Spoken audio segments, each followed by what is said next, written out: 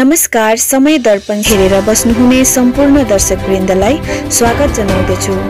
साथै अहिलेसम्म पनि यस च्यानललाई सब्स्क्राइब गर्नुभएको छैन भने सब्स्क्राइब गरी यस च्यानलसित जोडिनुहोस्। हेर्नुहोस् खबर विस्तारमा। नमस्ते, सबैलाई अभिवादन। सुन त तृणमूल कांग्रेस परिवारको तर्फबाट र आज सुन त तृणमूल कांग्रेस परिवारले यो प्रेस मिट गर्नुको उद्देश्य पहाडका सम्पूर्ण गोर्खे सन्तानहरूलाई न्याय कसरी मिल्छ, न्याय कसरी पाउँछ, उहाँहरूले त्यही बारेमा हामीले आफ्नो पक्षबाट आफ्नो मन्तव्य यहाँ पोखाउने निर्णय गरेका हौँ। र विशेष त हामी यो भन्छौँ, यो 2022 को जुन चाहिँ एसेम्ब्ली इलेक्सन थियो, यो इलेक्सनमा त्यस्तो प्रतिकूल परिस्थितिमा पनि माटी मानुषको सरकार पुनः बन्यो र सुश्री ममता ब्यानर्जीको प्रतिनिधित्वमा यो जुन सरकार गठन भयो, यो त्यसै व्यर्थमा भएको पनि होइन, कसैले थोपेको पनि होइन, जबरजस्ती भएको पनि होइन। तर यो सरकार गठनको पछि धेरै त्याग बलिदानको कथाहरू छ, धेरै जनमुखी कार्यक्रमहरूको कुरा छ, जसले बङ्गालको कुनै तबकासम्म पनि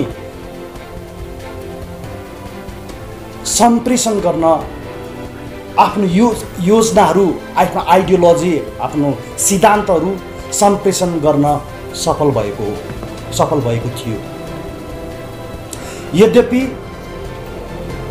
नेसनल मिडियाको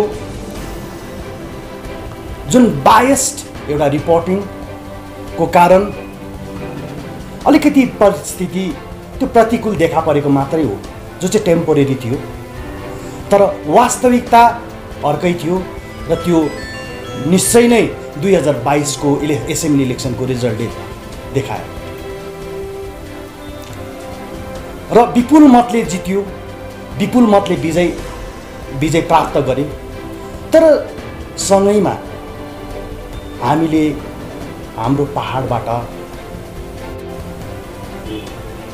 सबै सिट भन्दा पनि हामीले पहाडबाट हाम्रो म्यान्डेट चाहिँ गुमाउनु पर्यो र हामीले हाम्रो पहाडको म्यान्डेट गुमाउनुमा त्यहाँ थुप्रै फ्याक्टर्स छ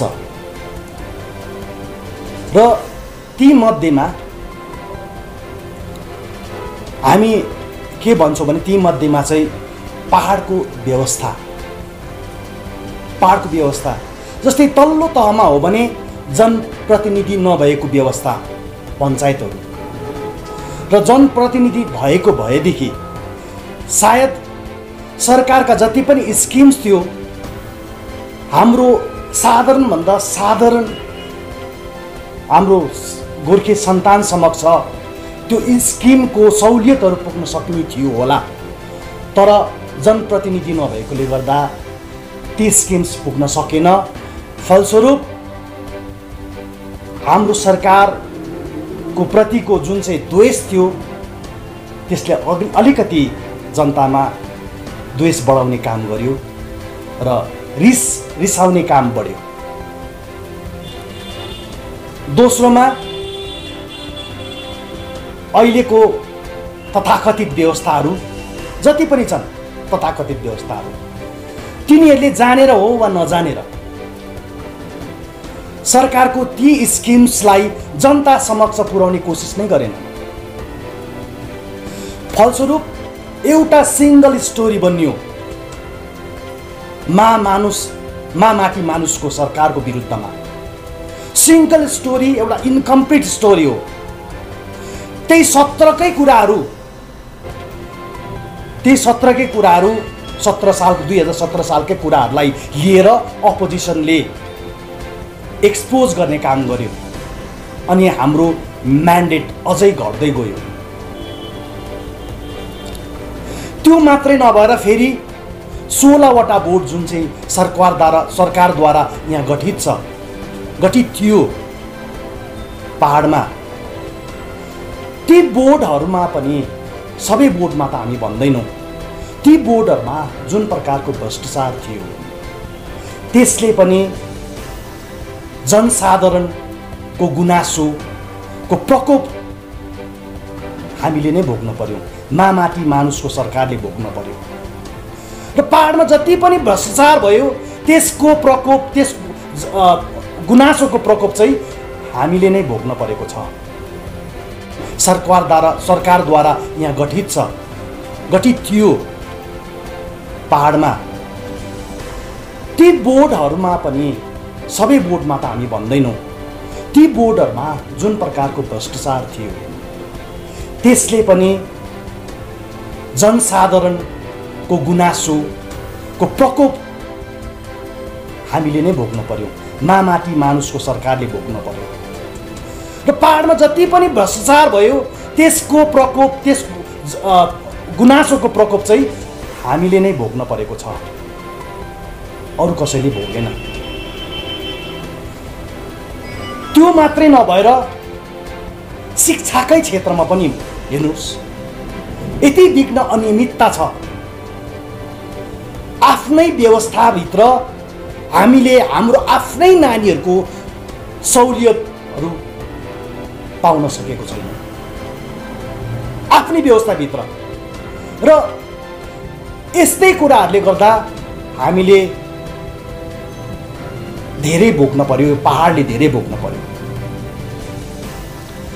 तर अब हाम्रो विचार के हो भने, हाम्रो मन्तव्य के हो भने, माटी मानुष सरकारको जति पनि जनमुखी कार्यक्रमहरू छ त्यो हाम्रो पहाडको साधारणभन्दा साधारणकोसम्म पनि सम्प्रेषण हुन सकोस्, पुग्न सकोस्, त्यो सहुलियतदेखि वञ्चित नहोस्। र त्यो त्यति बेला मात्रै सम्भव हुन्छ जति बेला जिटिए एउटा सुप्रिम व्यवस्था जुन दिएको छ सरकारले, त्यसमा माटी मानुषकै, टिएमसीकै, तृणमूल कङ्ग्रेसकै कुनै पनि नेतृत्वले त्यहाँले बोर्ड अफ एडमिनिस्ट्रेटरलाई गठन गर्नेछ।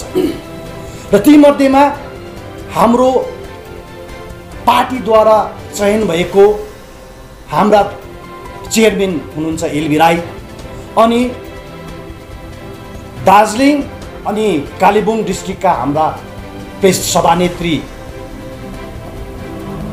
शान्ता दिदी, र दुईजना मध्येमा कसैलाई पनि यदि जिटिएको चेयरम्यानसिपमा त्यो पोस्ट दिए अथवा उहाँहरूले कुनै पनि बोर्ड अफ एडमिनिस्ट्रेटर्स गठन गरे, सायद यो पहाडको सम्पूर्ण जनताले न्याय पाउनेछ, र हाम्रो यही मन्तव्य हो।